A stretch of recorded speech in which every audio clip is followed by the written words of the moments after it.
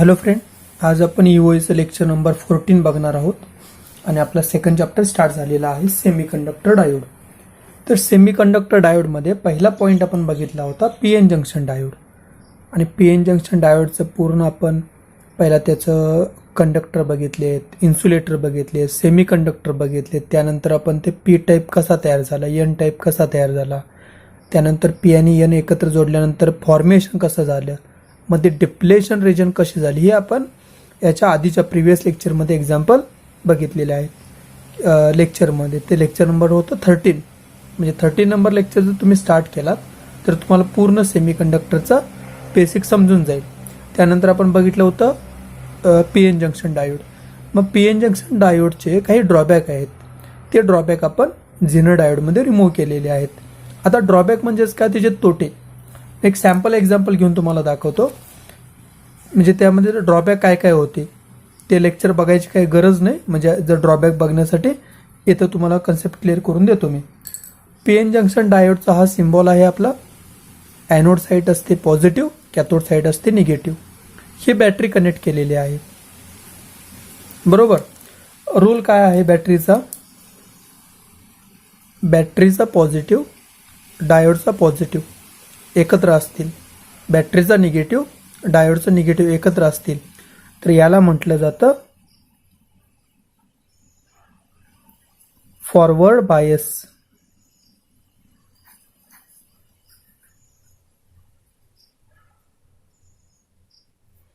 लक्षात. आणि याच्या बरोबर उलट इथं आहे बघा, डायोडचा हा पी एन जंक्शन डायोड आहे, हा पण तोच आहे. इथं काय केलं, बॅटरीचा पॉझिटिव्ह, सॉरी डायोडचा पॉझिटिव्ह बॅटरीच्या निगेटिव्हला दिला, डायोडचा निगेटिव्ह बॅटरीच्या पॉझिटिव्हला. म्हणजे उलट्या सुलट्या पोलॅरिटी झालेल्या आहेत ना, याला म्हणतात रिव्हर्स बायस.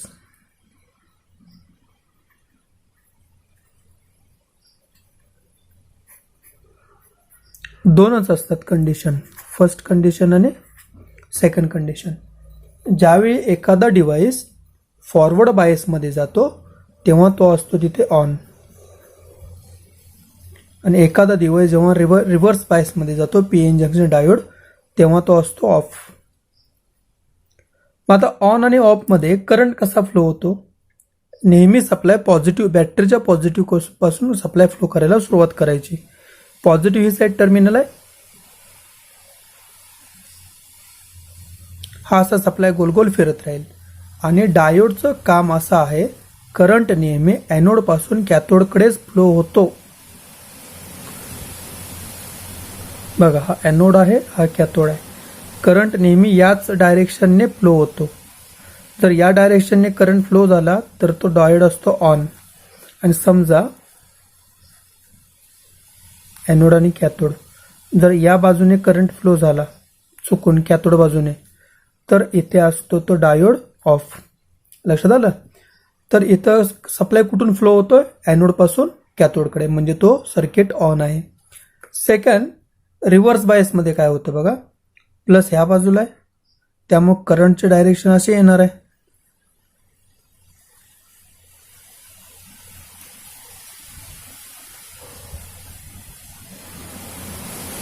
बरोबर. आता ही डायरेक्शन काय सांगतंय, असं सांगतंय ना, कॅथोडपासून ॲनोडकडे करंट चाललाय, कॅथोडपासून ॲनोडकडे. या सिच्युएशनला हा डायोड तुमचा कोणत्या मोडमध्ये जातो, ऑफ मोडमध्ये जातो. ऑफ मोडमध्ये गेल्यानंतर इथं पी एन जंक्शन इथं तुमचा स्टॉप होतो. पण इलेक्ट्रॉनिक्स आणि इलेक्ट्रिकलचा रूल असा आहे, जरी एखादा कंपोनंट बंद असेल तरी याच्यामधून लिकेज करंट फ्लो होत राहतो. मी डॉटेडने दाखवतो बघा याला.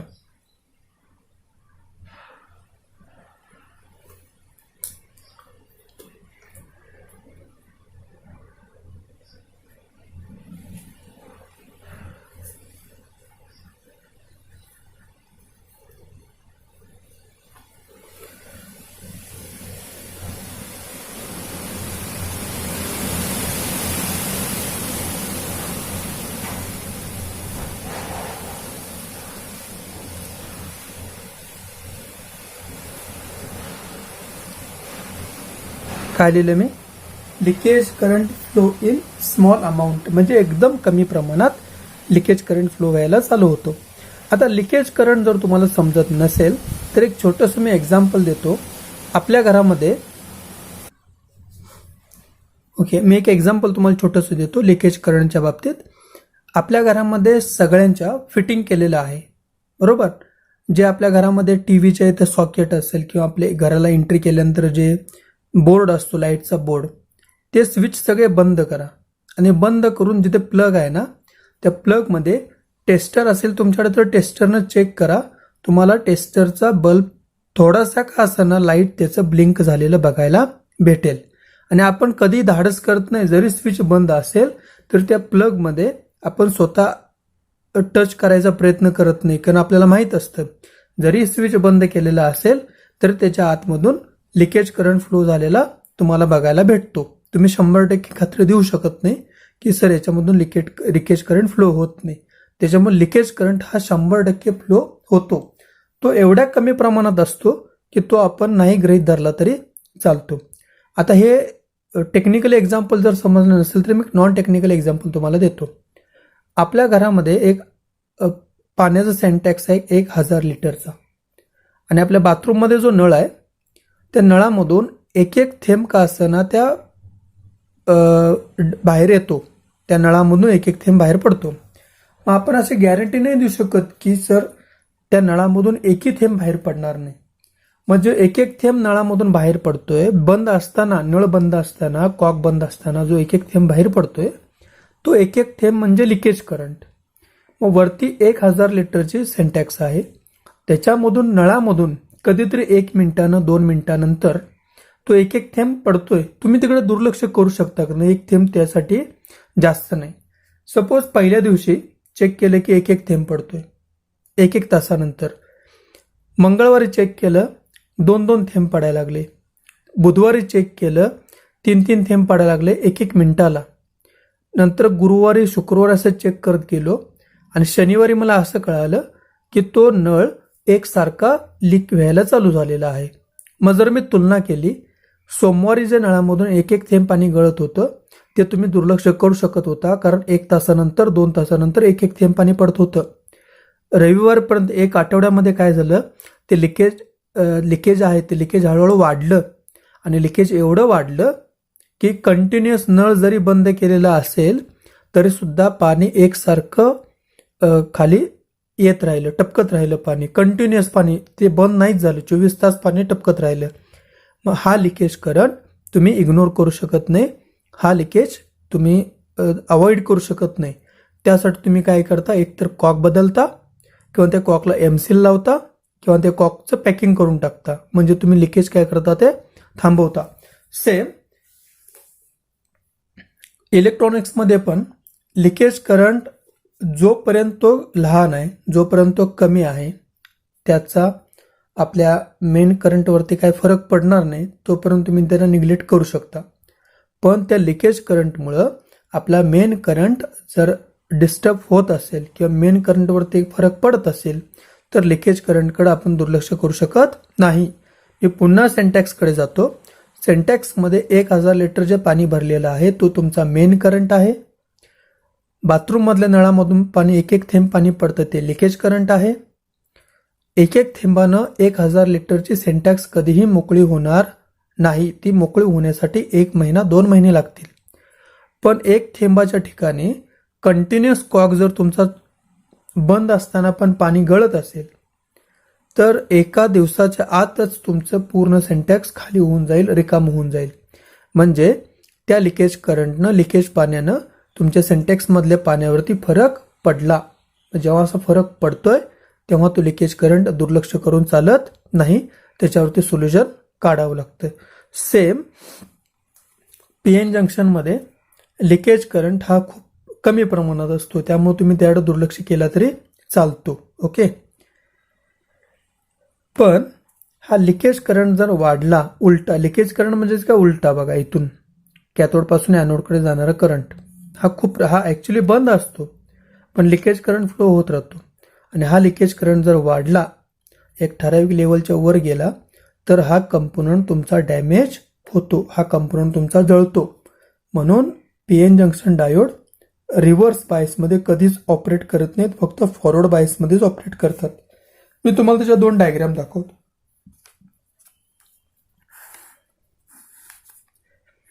फॉरवर्ड बायसमध्ये तो ऑन असतो, बरोबर. इथेच मी डायग्राम काढतो.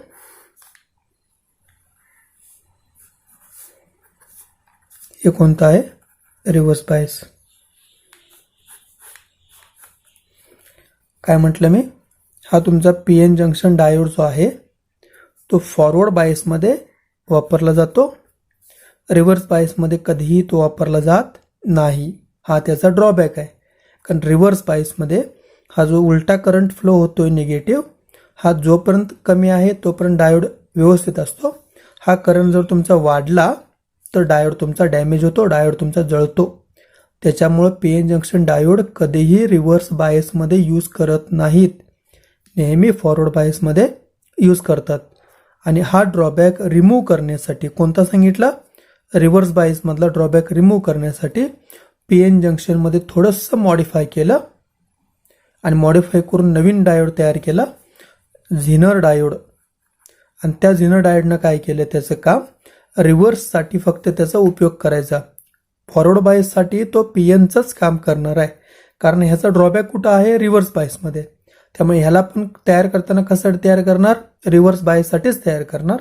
त्यामुळे नेक्स्ट स्टेप पडलेला आहे तुमचा झिनर डायोड. चला मी स्टार्ट करतोय.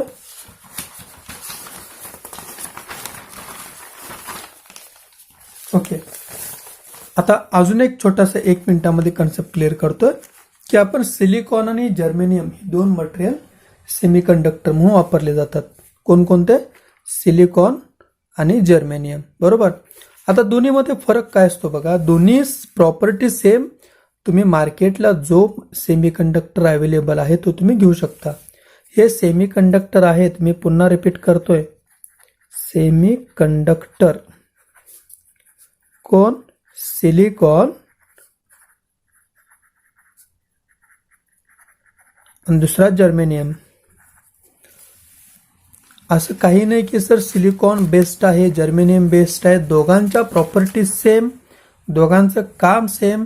तुम्हाला मार्केटला जो अवेलेबल होईल तो तुम्ही सेमीकंडक्टर यूज करू शकता. मग पी टाईप तयार करण्यासाठी पी टाईप हा एक्सट्रिन्सिक आहे, म्हणजे इम्प्युअर आहे. एन टाईप पण एक्सट्रिन्सिक आहे. हे 2 एक्सट्रिन्सिक सेमीकंडक्टरचे टाईप आहेत. कोणते? पी आणि एन. एक्सट्रिन्सिक का म्हटलं? हा इम्प्युअर आहे. हे सिलिकॉन दिसतात, या सिलिकॉनमध्ये तुम्ही गॅलियम टाकलात. सिलिकॉन प्युअर मटेरियल आहे, त्यामध्ये गॅलियम बाहेरून ॲड केलात तुम्ही, म्हणजे हा झाला इम्प्युअर, म्हणजे भेसळ म्हणा. सिलिकॉन हे शुद्ध प्रमाणात आहेत. त्याच्यामध्ये तुम्ही आर्सेनिक टाकलात, तुम्ही याला काय म्हणताय? इम्प्युअर, भेसळ म्हणताय. याचंही मला वाटत नाही एक्झाम्पल तुम्हाला द्यावं लागेल, बरोबर आहे. तर सुद्धा एक एक्झाम्पल देतो तुम्हाला. वॉटरचं घ्या, पाण्याचं घ्या. शुद्ध पाणी आहे, त्या शुद्ध पाण्यामध्ये तुम्ही जर चेक केला, प्रॉपर चेक केला, त्यामध्ये कुठलेही कंटेंट नाही, कुठले अल्कोहोल नाही, काही नाही. त्याच्यामध्ये थोडंसं काय करा, तुम्ही एक कलर ॲड करा. कलर ॲड केल्यानंतर प्युअर पाण्यामध्ये जेव्हा तुम्ही कलर ॲड करता तेव्हा ते पाणी इम्प्युअर होतं, म्हणजे भेसळ होतं. सेम गॅलियम टाकल्यानंतर पी टाईप सेमीकंडक्टर होतो, आर्सेनिक टाकल्यानंतर एन टाईप सेमीकंडक्टर होतो. तुमच्याकडं सिलिकॉन अवेलेबल नसतील, सिलिकॉन संपले असतील आणि तुम्हाला पी एन जंक्शन डायोड तयार करायचा आहे, तुम्ही जर्मेनियमचं मटेरियल घ्या. जर्मेनियमचे 4 मटेरियल मी घेतले, सेम जर्मेनियमचे मटेरियल घेतले. सेम गॅलियमच टाकायचं आहे, आर्सेनिकच टाकायचं आहे. फक्त मी इथं ॲड करण्याचं जे भेसळ करण्याचं जे मटेरियल आहे गॅलियम आणि आर्सेनिक हे फिक्स ठेवलं.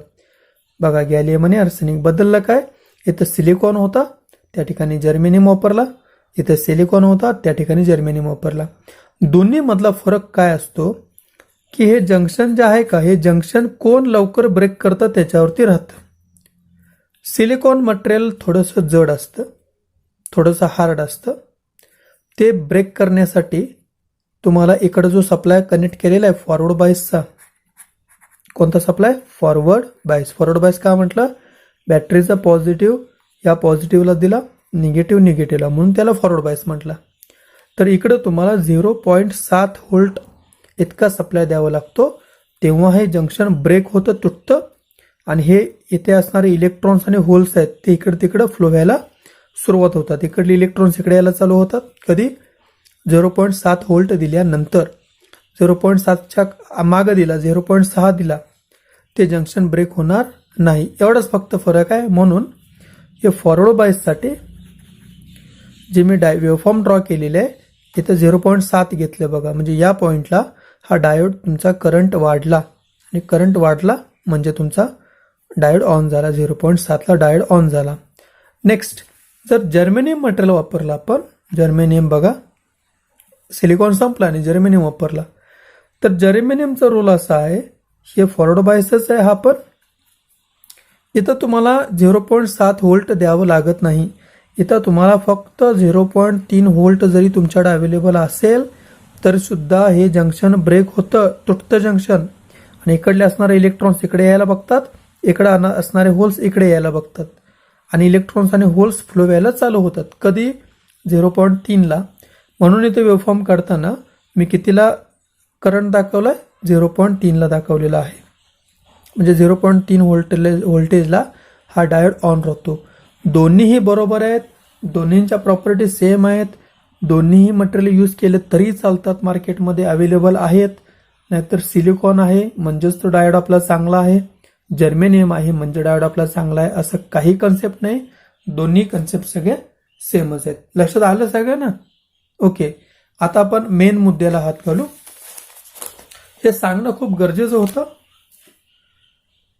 ओके, मी जातो झेनर डायोडला. झेनर डायोडमध्ये बघा, मी काय सांगितलं, पीएन जंक्शनचा ड्रॉबॅक रिमूव्ह करण्यासाठी झेनर डायोड वापरलेला आहे. तर झेनर डायोडचा पहिला मी सिम्बॉल ड्रॉ करतो बघा.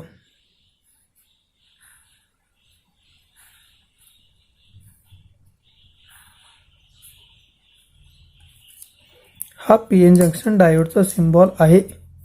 काही अवघड नाही. तुम्ही पीएन जंक्शन डायोडचा सिम्बॉल जरी लक्षात ठेवला तर त्याच्यापासून पुढचे सगळे सिम्बॉल तुम्हाला ड्रॉ करता येतात. हा कोणता झाला? एनोड. हा झाला कॅथोड. एनोड म्हणजे पॉझिटिव्ह, कॅथोड म्हणजे निगेटिव्ह. झेनरचा अक्षर झेड ने होते ना, तर ही जी रेष आहे ह्या रेषेला फक्त झेड करा. झाला तुमचा झेनर डायोड. काय अवघड आहे का याच्यामध्ये? हा झेनर डायोड फक्त रिव्हर्स कॅरेक्टरिस्टिक्ससाठी वापरला जातो. फॉरवर्ड बायसमध्ये याचा उपयोग केला जात नाही, कारण हा पीएनचा ड्रॉबॅक म्हणून हा तयार केलेला आहे. चला मी फॉरवर्ड बायस बघतो. याचं मी पी टाईप काढलेला आहे, एन टाईप काढलेला आहे, बरोबर. आता पी आणि एन मध्ये जे मगाशी आपण 1 मिनिटामध्ये हे गॅलियम आणि आर्सेनिक आपण बाहेरनं ऍड केले माहिती आहे का? ते ऍड करण्याच्या प्रोसेसला डोपिंग म्हणतात. हे मागच्या वेळेस सांगितले की नाही सांगितलं माहिती नाही. डोपिंग म्हणजेच काय? हे आर्सेनिक आणि हे गॅलियम हे ऍड केलं ना, कशामध्ये ऍड केलं?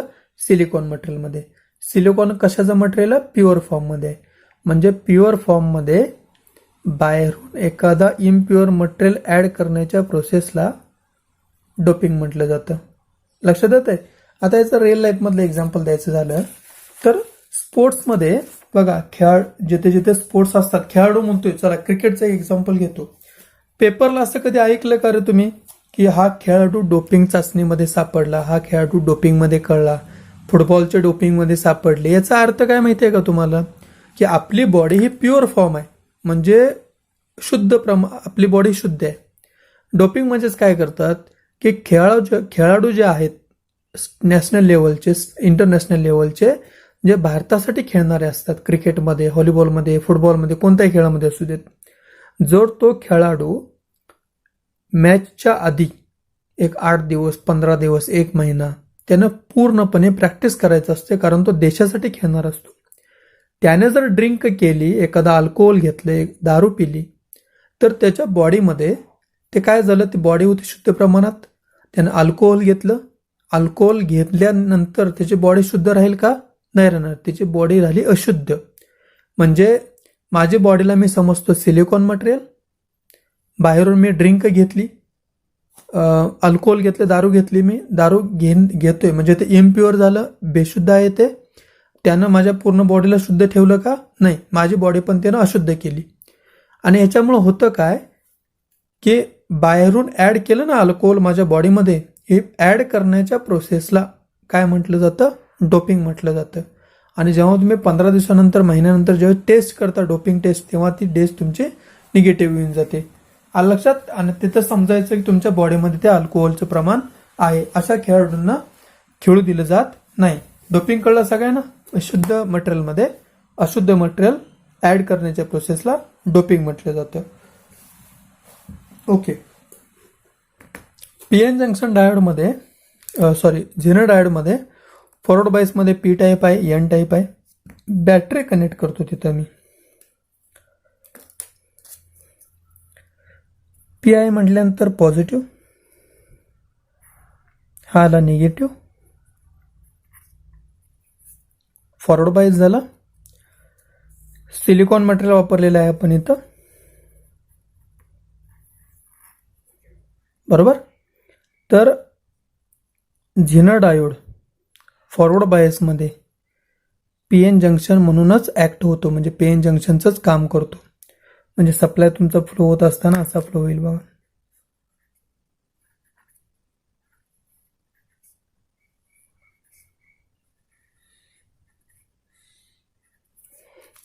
लक्षात आलं का?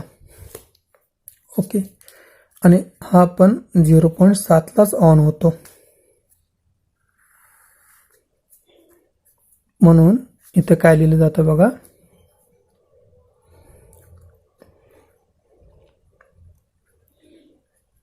Zener diode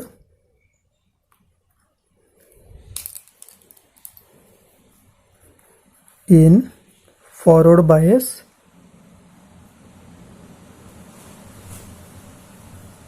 same as P N diode. कळलं का? Zener diode in forward bias same as P N diode. म्हणजे पी एन जंक्शन डायोड आणि झेनर डायोड दोघंही फॉरवर्ड बायसमध्ये सेमच काम करतात. ड्रॉबॅक फक्त कुठं आहे? रिव्हर्स बायसमध्ये. रिव्हर्स बायसमध्ये काय सांगितलं होतं?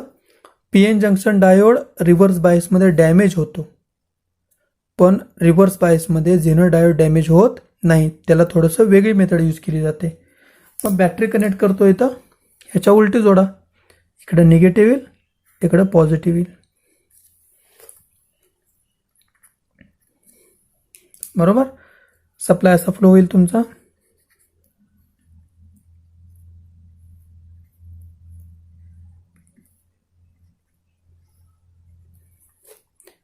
ओके. रिव्हर्स बायसमध्ये काय होतं बघा, तुमचं लिकेज करंट फ्लो व्हायला चालू होतो. जसं पीएन मध्ये लिकेज करंट फ्लो होतो ना, तसा झेनर मध्ये पण लिकेज करंट फ्लो व्हायला चालू होतो. लिकेज करंट मी इथं ड्रॉ करतोय बघा, एकदम खूप कमी प्रमाणात असतो बघा असा. तो तुम्ही इग्नोर केला तरी चालतो. समजा इकडलं व्होल्टेज जर तुम्ही वाढवलात, सपोज इथं 2 व्होल्ट दिलात, लिकेज करंट इतकाच आहे. 3 दिलात, तितकाच येतोय. 5 व्होल्ट दिल्यानंतर काय होतं? लिकेज करंट म्हणजे जंक्शन जे आहे का, हे जंक्शन रिव्हर्स करंटमुळे ब्रेक होतं इथलं, बरोबर. आणि ब्रेक झाल्यामुळे काय करतं, एक 5 व्होल्टला गेल्यानंतर ते व्होल्टेज वाढायचं थांबतं आणि करंट तुमचा शार्पली वाढतो तिथून जाणारा. बघा, 5 व्होल्ट दिलं, 6 व्होल्ट द्या. तुम्हाला इकडे आउटपुटला दाखवणं नाही, 5च व्होल्ट दाखवणार. 7 द्या, 5च व्होल्ट दाखवणार. 15 व्होल्ट द्या, 5च दाखवणार. म्हणजेच काय केलं रे, रिव्हर्स बायसमध्ये झेनर डायोडनं व्होल्टेज कंट्रोल केलं. बघा, 2 गेल्यानंतर 2च दिलं, 3 गेल्यानंतर 3 दाखवलं,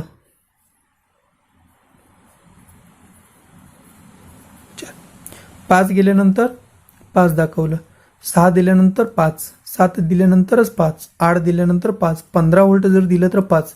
म्हणजे झेनर डायोडनं काय केलं,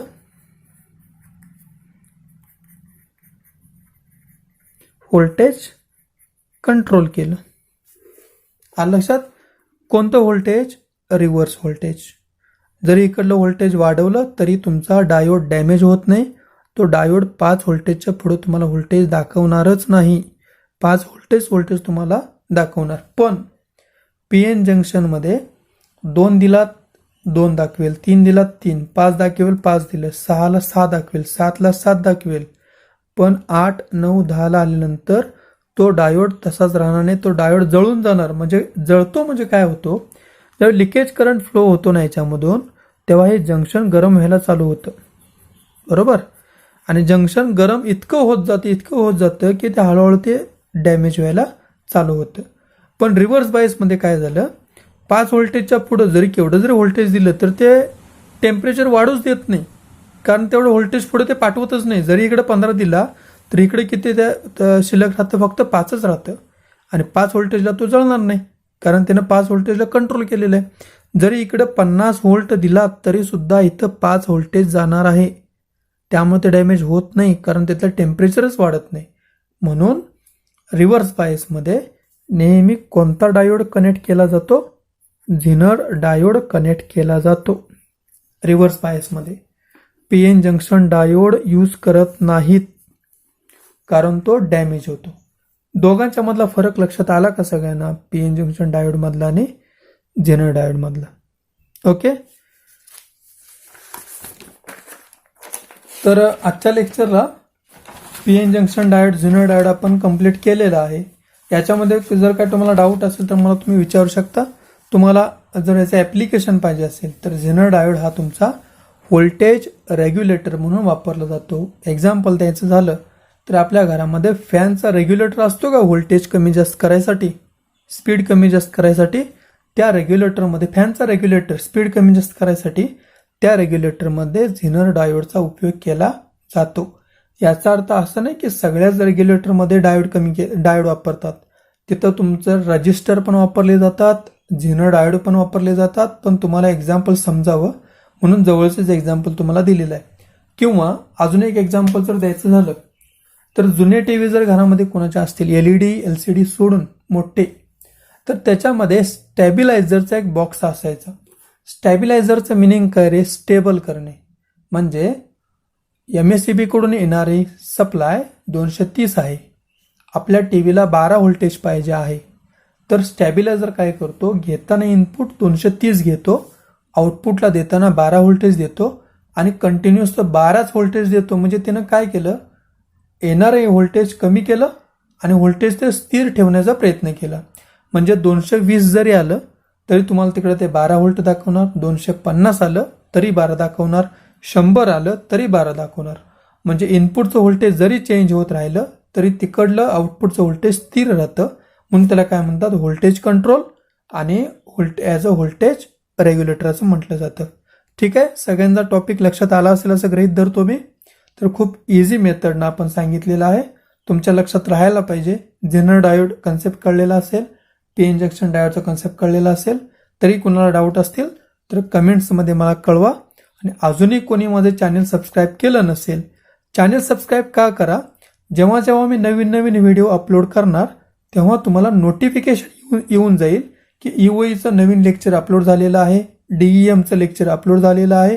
नवीन एखादं मला वाटलं चला हा कन्सेप्ट खूप इझी प्रमाणात मी शिकवलेला आहे, इझी प्रमाणात सांगितलेलं आहे, किंवा काही ट्रिक्स असतील सब्जेक्टबद्दल, तर त्या जसं जसं मी यूट्यूबला अपलोड करणार तसं पटकन तुमच्यापर्यंत लवकर येऊन जाईल. तुम्हाला नोटिफिकेशन येतं, तुम्हाला वेट करावं लागणार नाही. ठीक आहे. तर लेक्चर आपण स्टॉप करतो. थँक्यू.